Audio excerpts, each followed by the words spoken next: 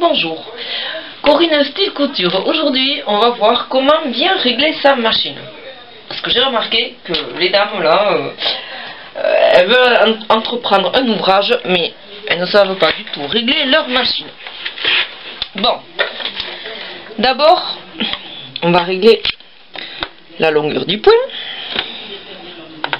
On voit à peu près 5 points au centimètre. C'est approximatif, hein, selon aussi le tissu que vous avez, s'il est fin ou épais. Donc déjà, on va voir la tension. Le point est bon. On va voir la tension. Alors, je me suis déréglé la tension pour vous montrer comment ça fait quand le fil est mal réglé.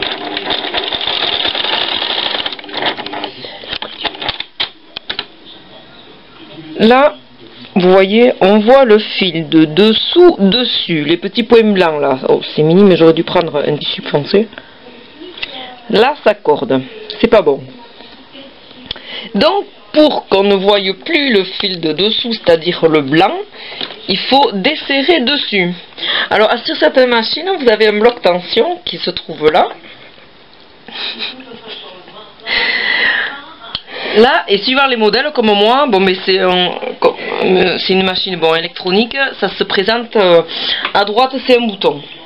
Mais si vous avez le bloc, vous desserrez dessus donc pour avoir votre point. Moi je le descends. Voilà. Voilà. Et par contre, si on voit le fil de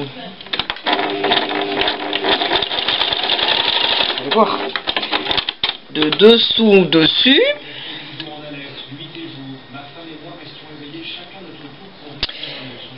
c'est que le fil de dessus est trop lâche si on le voit dessous, donc il faut serrer dessus.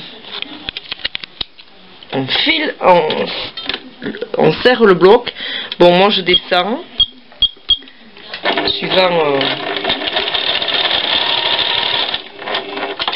et là, si vous avez un bloc, vous le desserrez.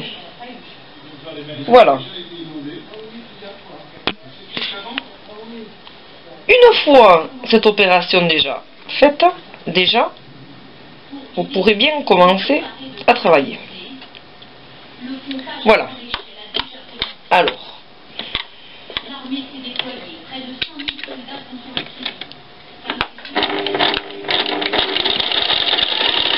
souvenez-vous, quand le fil de dessous se voit dessus, vous desserrez,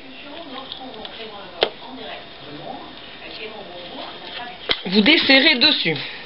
Et par contre, quand on voit le fil de dessous,